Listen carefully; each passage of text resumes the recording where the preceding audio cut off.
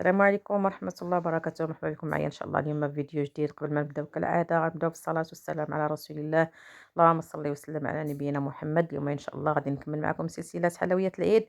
اليوم إن شاء الله بنص كيلو ديال عقدة اللوز غادي نحضروا جوج تشكيلات اللي كيجيو رائعين وراقيين.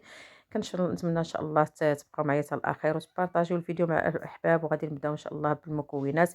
أول حاجة غادي ناخد 500 غرام ديال اللوز من بعد ما درت له الماء سخون وفسختو وخليته نشف من الماء وخديته وبديت كنطحنو الطحنه الاولى. يعني ضروري تخليوه ينشف مزيان باش ما تجيكمش ديك العقده ديال الحلوه ما تجيش فازكه بزاف. يعني كتنشفوه وكتبيتوه تقريبا ليله كامله منشور حتى كيبس وكتبداو كطحنوه الطحنه الاولى.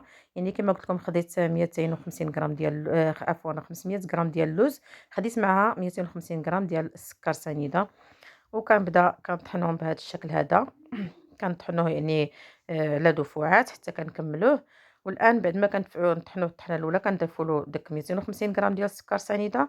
كنخلطوها معاه وكنحاولوا نمزجوهم مع بعضياتهم حتى يدخلوا في بعضياتهم مزيان.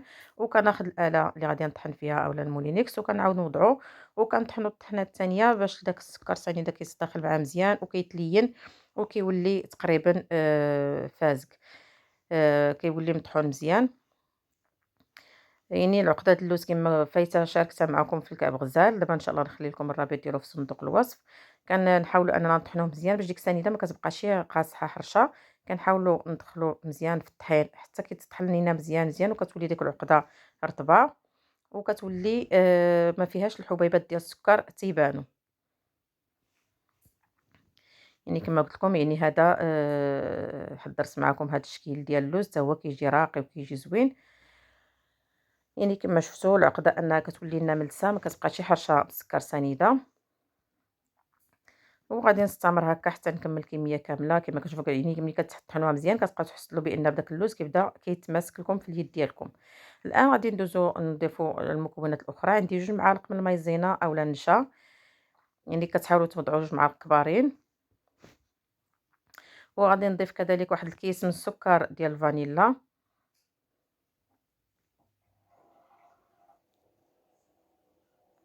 كنضيف واحد المعلقه ديال معلقه غير صغيره ديال المسكه حره. يعني غير صغيره ديك المعلقه اللي كنعبر بها انا صغيره بزاف. ضفنا معلقه المسكه حره صغيره.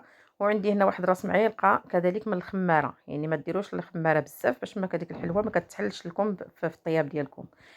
وغادي نضيف واحد المعلقه كبيره ديال الزبده تكون بدرجه حراره المطبخ وتكون الزبده ديال الاكل. يعني من الافضل هي باش كتجي في العقده ديال اللوز كتجي زوينه. وغادي نضيف واحد المعلقه ديال الناباج كذلك معلقه تكون كبيره. وغادي نضيف بيضه. يعني هنا عندي انا بيضه من حجم صغير. الا كانت كبيره كديروا غير وحده. انا غادي نخلط هاد الوحده الا هي خلطات لي الخليط وحصلت عليه بديك بالقوام اللي بغيت هو هذاك. يعني الا ما خلطتليش غادي نزيد صفار بيضه.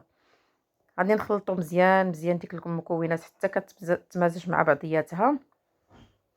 يعني خصنا نغسلو على واحد العقده اللي كتكون ملسه ورطبه وتكون كتلصق باليدين. كنحاولوا ندخلوا ديك المكونات يعني في داك اللوز. كتعاودوا تعجنوه مزيان مزيان. يعني كي كتشوفوا بدات كتجمع لي العقده ولكن كنحس بها بانها باقا ما كتجيش ملسه او رطبه كما كنقولوا. مازال شويه تتفرتت.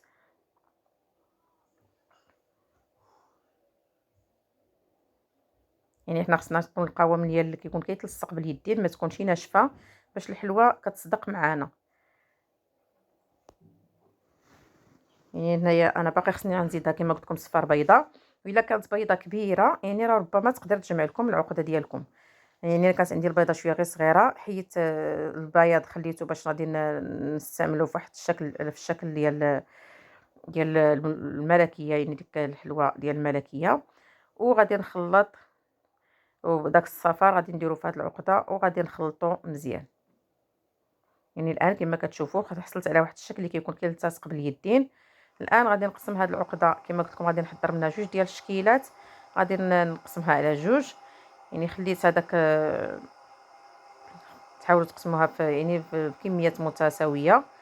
وغادي ندوزو للشكل الاول. عندي هنا سكر كلاصي سبيسيال. عندي القليل من ماء الزهر اللي غادي نبقى ندهن به اليدين ديالي. وكناخذوا ديك العقده وكنبداو كنحرب كنكوروها كويرات، يعني ما تكونش كبيره بزاف وما تكونش صغيره، يعني كما كتشوفوا بهذا القياس هذا. كنكوروها وكنوضعوها مباشره في السكر ثقيل اولا في السكر كلاصي سبيسيال، وكنبداو كنحربلوها مزيان حتى كتشرب لنا السكر. كناخذ واحد السكين وكنحاول انني ندير واحد شريطات هكا مع الجناب، يعني هذه كتسمى الملوزه، يعني كتجي بهذا الشكل هذا. وغادي نوضعها في الصينيه من بعد ما غطيتها بورق الطبخ. وغادي ان شاء الله نكور معكم وحده اخرى. يعني كما قلت لكم، يعني الطريقه ديال هذه ساهله، غير كتاخذوا السكين وكتبداو كتذبحوها من الجوانب باش ملي كطيب كتعطي داك المنظر ديال الشريطات من الجناب. وضروري ضروري تستعملوا سكر كلاصي سبيسيال باش كيلصق عليها وكتجي يعني كيعطي داك تيبين دوك الشريطات ما كيتسدولش الحلوه. كما كتشوفوا كنحاولوا اننا نذبحوها كمع الجنيبات، وغادي نوضعها كذلك في الصينيه ديال الفرن.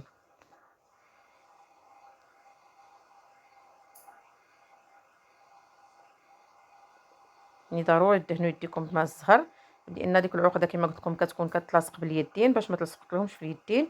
وكتكوروا وكتوضعوا كذلك في السكر ثقيل وكتطبحوا. يعني هاد شويه هاد الحلوه هذه خاصها شويه ديال الاتقان، يعني باش ديك الذبيحات كيجيو مقادين وتيجيو باينين. وغادي نستمر هكا حتى نكمل الكميه كامله. وهذا هو الشكل يعني ديالهم ملي كملتهم كاملين. في هذا الادنى غادي نديرهم يطيبوا من الفوق يفوق العافيه حتى يطيبوا، عاد نهبطهم شويه الوجه كيتحمروا. وهذا الشكل ديالها من بعد ما طاب، يعني كي كتشوفوا كتجي واحد الغريبه اللي هي رائعه. وغادي ندوزو شكل ان شاء الله الشكل الثاني. عندي هنايا بياض البيض، يعني ديك البيضه اللي زدت الصفار ديالها خليت البيض باش نزوق به. وعندي رقائق اللوز، وعندي هنا داك حب الملوك المجفف كنقسم كل حبه على جوج باش غادي نخدم.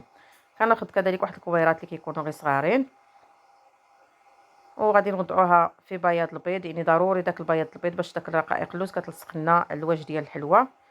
يعني كتحاولوا ديروا غير الوجه ديالها، ما ديروهاش كامله في بياض البيض. وكتفندوها مزيان داك الوجه ديالها غير الوجه في رقائق اللوز. وكتوضعوا ديك الحبه ديال داك الحبه ديال حب الملوك وكتحصلوا عليها بهذا الشكل هذا كما كتشوفوا. وغادي نوضعوها كذلك في الصينيه ديال الفرن بعد ما فرشنا له ورق الزبده اولا ورق الطبخ باش ما تلصقناش في القصديره ديالنا. كنعرفوا اللوز مع فيه السكر يقدر يلصق لكم، ضروري خاصكم ورق الطبخ. كنعاود معكم وحده اخرى، يعني كنكورها وكنوضعها في رقائق اللوز. يعني ورقائق اللوز على فكره ما تكونش محمره، كيكون خضر لان باقي غادي نطيبوه في الفران. ديك الاثناء راه يطيب مع الحلوه. يعني كما قلت لكم في هذا الاثناء عندي الفران سخون، يعني طيبتها غير من الفوق حتى غادي تطيب، ونهبطوها لتحت تحمر باش كتاخذ داك اللون الذهبي. وكنجبدوها من الفران وكنحصلوا عليها بهذا الشكل هذا كيف ما شفتوا. وكناخذ القليل من الناباج من بعد ما طلقته كنحاولوا ندهنوه من الوجه ديالها، يعني باش كيعطيها شويه ديال اللمعان وتعطيها كذلك حتى المنظر كتجي زوينه. وكندهنوها مزيان باش كتجي ديك الحلوه عندنا عاطيه شويه اللمعان الوجه ديالها. وهذا هو الشكل ديالها، يعني كتجي بداك الشكل وداك المذاق ولا المنظر، يعني كتجي غزاله غزاله. كنتمنى ان شاء الله تجربوها وتبارطاجيوها مع الاهل والاحباب. واللي زار القناه ديالي اول مره ما يبخلش عليا بلايك واشتراك. وكنتمنى ان شاء الله انكم تشجعوني بتعليقاتكم الزوينه باش نبقى ان شاء الله نقدم معكم كل ما هو جديد. والسلام عليكم ورحمه الله وبركاته، الى فيديو قادم بحول الله.